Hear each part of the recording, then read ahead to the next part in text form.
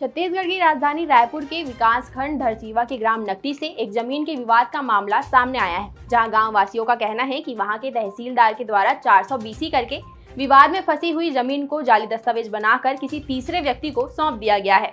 दरअसल ग्राम नकटी में भूमि खसरा नंबर 305 है, जिसे लेकर पहले से ही ग्राम में विवाद की स्थिति बनी हुई थी।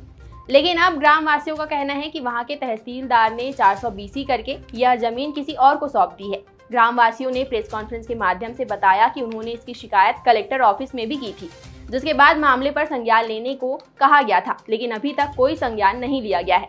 अब ग्राम वासियों का कहना है कि अगर इस पर कोई कार्रवाई नहीं होती है तो वह आगामी लोकसभा चुनाव का बहिष्कार करेंगे। हम लोग ग्राम नकटी विकासखंड धरसीवा पटवारी हल्का नंबर 77 थाना माना केम से आए हुए हैं और हम लोग इस विषय में आए हैं कि अतिरिक्त तहसीलदार राजकुमार साहू और पटवारी हल्का पटवारी भूमिका जैन, इन दोनों की मिली भगत से और 60 गार्ड से जो ग्राम नकटी की खसरा नंबर 305 और हेक्टेयर नंबर 0.0400 मतलब 4000 हेक्टेयर की जो भूमि है उसमें विवाद है और अतिरिक्त तहसीलदार राजकुमार साहू के पास वो प्रकरण चल रहा है, निलंबित है। उसके बावजूद भी वो किसी तीसरे व्यक्ति के नाम पर भूमि को दर्ज कर चुका है, दीप्ति पांडे के नाम पर भूमि दर्ज किया जाए, जबकि स्टे ऑर्डर स्थगन पहले से लगा हुआ है। जब स्थगन लगा हुआ है तब कैसे तीसरे व्यक्ति के नाम में आप चढ़ा सकते हो?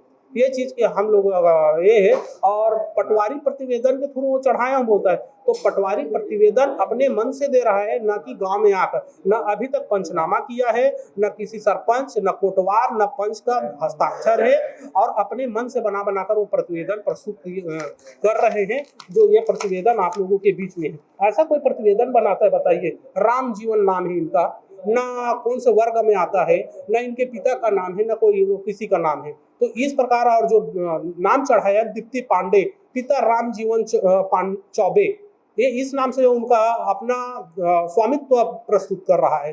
तो ये सरासर गलत है।